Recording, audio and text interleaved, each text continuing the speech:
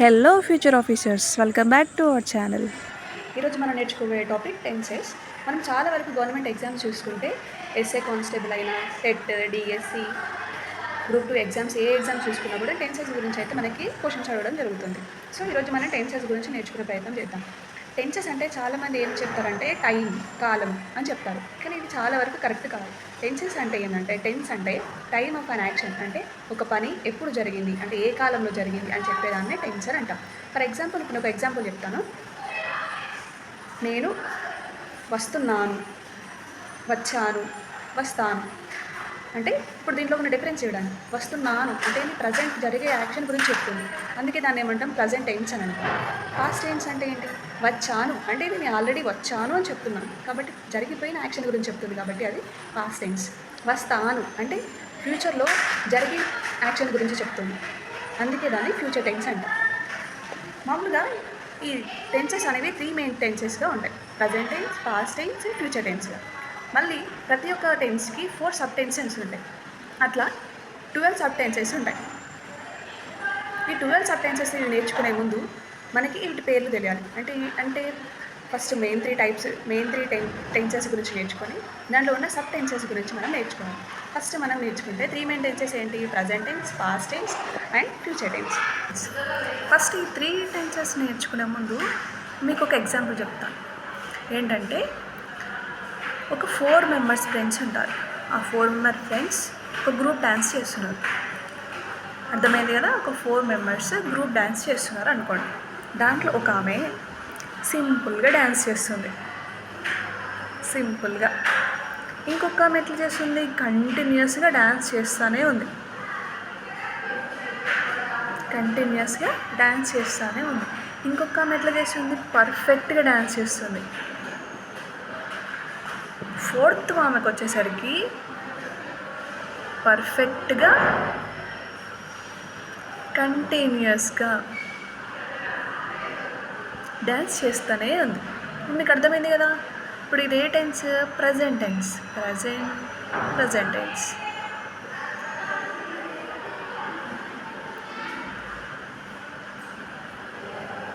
So present tense.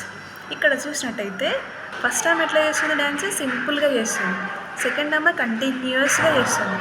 Third పర్ఫెక్ట్గా చేస్తుంది dance. 4th ఆమెకు వచ్చేసరికి పర్ఫెక్ట్గా, కంటిన్యూస్గా డ్యాన్స్ చేస్తుంది. సో ఇది ప్రజెంట్ టెన్స్ కాబట్టి మనం మాట్లాడుకునేది present simple, present continuous, present perfect continuous టెన్స్గా చెప్తాం మనం. సేమ్ అలాగనే పాస్ట్ టెన్స్. పాస్ట్ టెన్స్లో కూడా ఆమె ఎట్లా డ్యాన్స్ చేస్తుంది? సింపుల్గా చేస్తుంది. అంటే ఆమె చేంజ్ కాలేదు, ఆమె డ్యాన్స్ చేంజ్ కాలేదు, ఆమె చేంజ్ కాలేదు. Simple tense. సో నెక్స్ట్ కంటిన్యూస్గా చేస్తుంది. నెక్స్ట్ పర్ఫెక్ట్గా చేస్తుంది.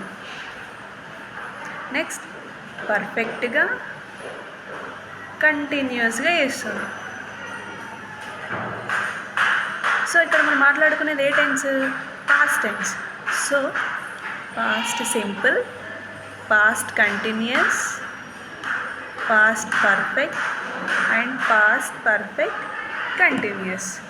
సో తర్వాత మనకు థర్డ్ టెన్స్ ఏంటి? Future tense. ఫ్యూచర్ టెన్స్లో కూడా same.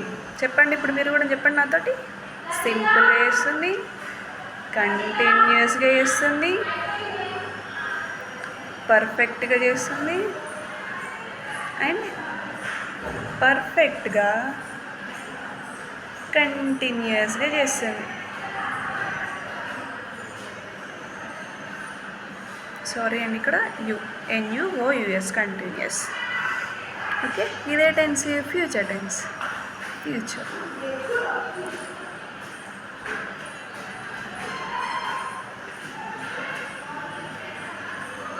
Future simple, future continuous, future perfect and future perfect continuous. ఇప్పుడు మనకి 12 టెన్సెస్ వచ్చినాయి కదా, సబ్ టెన్సెస్. ఇప్పుడు దీంట్లో 4, దీంట్లో 4 మొత్తం మనకి ఎన్ని టెన్సెస్ వచ్చినాయి? 12 సబ్ టెన్సెస్ అనేవి మనకి వచ్చినాయి. ఇప్పుడు ఈ 12 సబ్ టెన్సెస్ తోటి మనం ఇప్పుడు ఒక స్ట్రక్చర్ని, అంటే ఒక సెంటెన్స్ ఒక స్ట్రక్చర్ ఎట్లా ఫామ్ అవుతుంది, ఎట్లా ఫామ్ చేయాలనేది నేర్చుకుందాం. ఫస్ట్ ఒక సెంటెన్స్ స్ట్రక్చర్ ఎట్లా ఫామ్ అవుతుందని మనకు తెలిసే ముందు మనకి ఏం తెలియాలంటే దాని లోపల వర్బ్స్, ప్రొనౌన్స్, నౌన్స్, ఆబ్జెక్టివ్స్ అంటే ఏంటో మనకి తెలియాలి. ఓకే, సో ఇప్పుడు ప్రొనౌన్స్ గురించి నేర్చుకుందాం. ప్రొనౌన్స్ ఎందుకు నేర్చుకోవాలి? ఇప్పుడు మనం టెన్స్ అంటే ఏంటి మనం నేర్చుకున్నాం కదా. టెన్స్ అంటే ఏంటి? టైమ్ ఆఫ్ అన్ యాక్షన్, అంటే ఒక పని జరిగే సమయాన్ని తెలిపేది టెన్స్. ఇక్కడికి ఓకే. తర్వాత మనం ప్రొనౌన్స్, వర్బ్స్ ఇవన్నీ ఎందుకు నేర్చుకోవాలి అంటే ఇప్పుడు ఒక సెంటెన్స్ మనం చెప్తున్నాం. సెంటెన్స్ చెప్పడం అంటే నార్మల్గా రాసినట్టు కాదు. ఇప్పుడు మనం మాట్లాడేటప్పుడైనా కూడా ఒక పని నేను చేశాను, చేస్తున్నాను చెప్పాలంటే మనకి ఎవరు చేస్తున్నారో తెలియాలి కదా. అంటే నేను చేస్తున్నాను, నేను అనేది ఏమవుతుంది? అప్పుడు ప్రొనౌన్ అవుతుంది. నేను అంటే ఏంటి? I.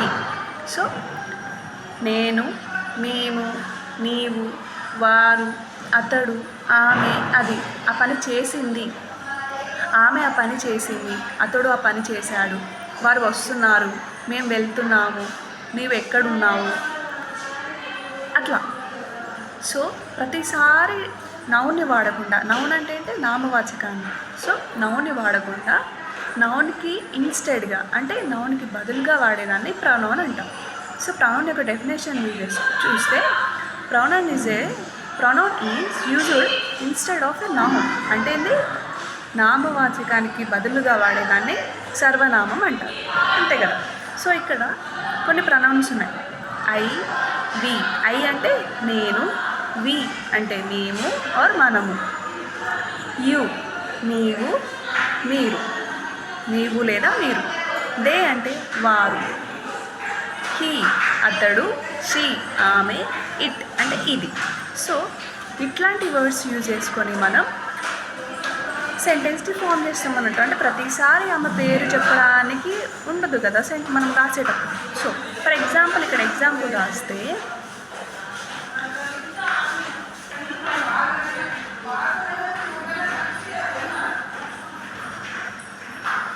I ate a mango. So ఇది ప్రొనౌన్ గురించి. ఐ ఏట్ ఏ మ్యాంగో, నేను మ్యాంగో తిన్నాను. సో ఇదేమవుతుంది? ప్రొనౌన్ అవుతుంది మనకి. ఐ అనేది ప్రొనౌన్ అవుతుంది. సో వి అనుకో, we are going to college అంటే మేము కాలేజ్కి వెళ్తున్నాము. సో వి అట్లా I, we, you, they, he, she, ఇట్ని నౌన్కి బదులుగా ఒక సెంటెన్స్లో మనం వాడతాం. తర్వాత మనకు కావాల్సింది వర్బ్స్. వర్బ్ అంటే ఏంటిది? Verb is an action word. అంటే ఏంటి? ఒక పనిని తెలిపేదాన్ని వర్బ్ అంటాం. అంటే ఏంటి? ఒక క్రియ అంటే ఏంటి? ఒక పని జరుగుతుంది. పని గురించి ఏం పని జరుగుతుంది? ఇప్పుడు నేను ఏం చేస్తున్నాను? నేను క్లాస్ చెప్తున్నాను.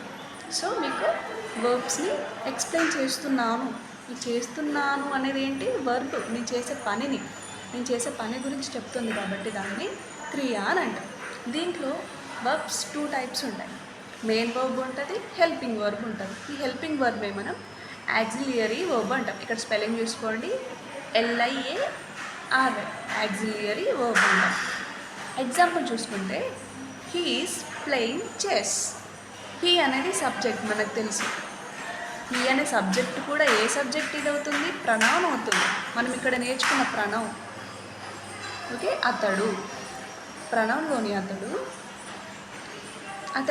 అతడి పక్కకి ఏముంది మనకి? ఇక్కడ ఈజ్ ఉంది. ఈజ్ ఎందుకు పెట్టారు ఇక్కడ? హెల్పింగ్ వర్బ్ ఇది. So he is playing chess. ఇక్కడ మెయిన్ వర్బ్ ఏమైతుంది? అతను ఏం చేస్తున్నాడు? ప్లేయింగ్, ఆడుతున్నాడు. ఏం ఆడుతున్నాడు? చెస్ ఆడుతున్నాడు. సో ఆడుతున్నాడు అనేది మెయిన్ వర్బ్ అవుతుంది. సో మెయిన్ వర్బ్ ముందుంది హెల్పింగ్ వర్బ్. సబ్జెక్ట్ తర్వాత హెల్పింగ్ వర్బ్కి, మెయిన్ వర్బ్కి ముందుంది హెల్పింగ్ వర్బ్ అవుతుంది. So he is playing a chess.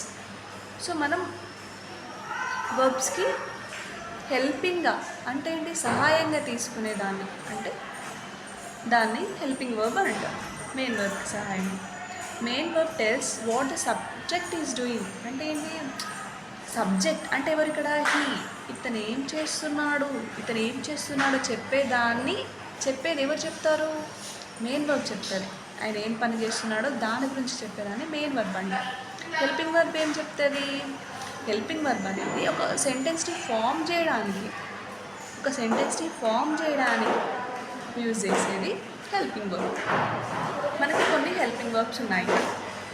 List of helping verbs: is, am, are, was, were, have, has, had, have been, has been, and had been, will, shall, would, should, can, could, may, might, must, ought to. ఇక్కడ ఇవన్నీ verbs కూడా నేర్చుకోవాలి. మనం ఈ verbs ఎందుకు నేర్చుకోవాలి అంటే next మనం సెంటెన్స్ ఫ్రేమ్ చేసేటప్పుడు ఈ వర్బ్స్ మనం యూజ్ చేసుకునే సెంటెన్స్ ఫ్రేమ్ చేస్తాం. సో మనకి ఈ వర్బ్స్, ఈ ప్రొనౌన్స్ చాలా ఇంపార్టెంట్ అన్నమాట. ఎందుకంటే ఒక సెంటెన్స్ ఫామ్ చేయాలంటే ఆ వర్బ్ యొక్క ఫామ్ని బట్టి, అంటే అది ఏ ఫామ్లో ఉందో దాన్ని బట్టి మనం ఏ టెన్స్లో ఉందని గుర్తించవచ్చు. దాంట్లో మరి దీని గురించి మనం నెక్స్ట్ క్లాస్లో చెప్పుకుందాం, నెక్స్ట్ ఎక్స్ప్లెయిన్ చేస్తాను. దీంట్లో ఫస్ట్ 4 మెయిన్ టైప్స్ ఉంటాయి. ఇక్కడ మీకు అర్థమవుతుంది, ఇక్కడ నేను ఎందుకు చెప్పాను, నెక్స్ట్ ఎందుకు నేర్చుకుంటాను అని చెప్పాను. ఇక్కడ మీకు అర్థమవుతుంది ఏంటంటే వర్బ్స్ ఎన్ని టైప్స్ ఉంటాయి, 4 టైప్స్ ఉంటాయి. 4 టైప్స్లో ఫస్ట్ టెన్స్ ఫామ్ ఏంటిది, V1. Present tense form, past tense form, past participle and present participle. ఈ ప్రజెంట్ పార్టిసిపల్నే మనం ఇంగ్ ఫామ్ అంటాం. ఇంగ్ ఫామ్ని మనం ఏమంటాం, V4. అంటే ఏంటి, V1 plus ing form. V1 plus ing form equals to V4 అవుతుంది. సో ప్రజెంట్ టెన్స్ ఫామ్ ఏంటి, V1. Past tense form V2, past participle form V3, present participle form V4. So ఇక్కడ example చూసుకుంటే normal ఒక వర్బే చూసుకోండి. Example V1 ఏమవుతుంది, play. V2 ప్లేకి V2 ఏమవుతుంది, ప్లేడ్. ప్లేకి V3 ప్లేడ్. ప్లేకి V4 ప్లేయింగ్. ఎందుకైంది, V1 plus ing form. V1 plus ing form. ఇక్కడ కొన్ని వర్బ్ ఫామ్స్ ఇక్కడ మెన్షన్ చేశాను చూడండి. ఇంకా చాలా ఉంటాయి వర్బ్ ఫామ్స్, కానీ ఇక్కడ నేను కొన్ని మాత్రమే రాశాను. V1, V2, V3, V4 అంటే ప్రతి ఒక్క వర్బ్కి కూడా 4 ఫామ్స్ ఉంటాయి. మనం ఇప్పుడే నేర్చుకున్నాం కదా, 4 ఫామ్స్ ఉంటాయి. దాంట్లో first play, played, playing.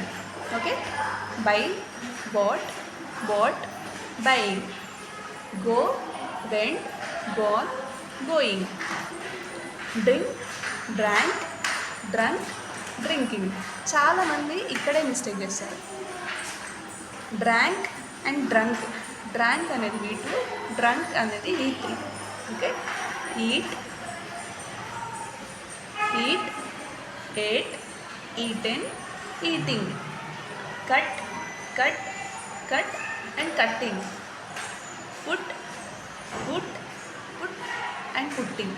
So ఇక్కడ మనం చూసుకుంటే ఇక్కడ ఫస్ట్ మనం ఏం ఎక్స్ప్లెయిన్ చేసుకున్నాం, ప్లే V1 పక్కన పెడితే V2, V3 సేమ్ ఉన్నాయి. ఇక్కడ చూడండి, played, bought. So V2, V3 same ఉన్నాయి. సో ఇక్కడికి వచ్చేసరికి V1, V2, V3 3 verb forms కూడా సేమ్ ఉన్నాయి. Put. So V1, V2, V3 same ఉన్నాయి. లాస్ట్కి V4 మాత్రమే ప్లస్ ఇంగ్ ఫామ్ యాడ్ అయింది కాబట్టి కట్టింగ్ లాగా మారింది. So next hurt and hurting. So same ఫామ్లో ఉన్నాయి. Come, came, coming. సో ఇక్కడ ఏంటది, V1 form and V3 form same ఉన్నాయి. V2 డిఫరెంట్ ఉంది. ఓకేనా. ఇప్పుడు మనం ఈ వర్క్ ఫామ్స్ అన్ని నేర్చుకుంటేనే మనం నెక్స్ట్ టెన్సెస్ నేర్చుకోవడానికి యూజ్ అవుతుంది. ఓకే, మనం ఇంతసేపు నేర్చుకున్నాం కదా టెన్సెస్ ఎన్ని types, 4 types. 3 types. Simple,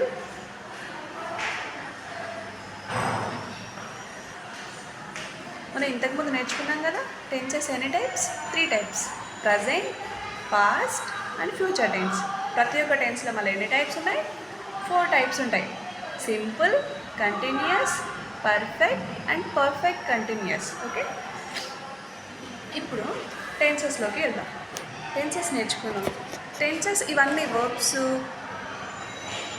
pronouns మనకు వచ్చినట్టయితే టెన్సెస్ చూడు చాలా ఈజీ. సింపుల్ టెన్స్కి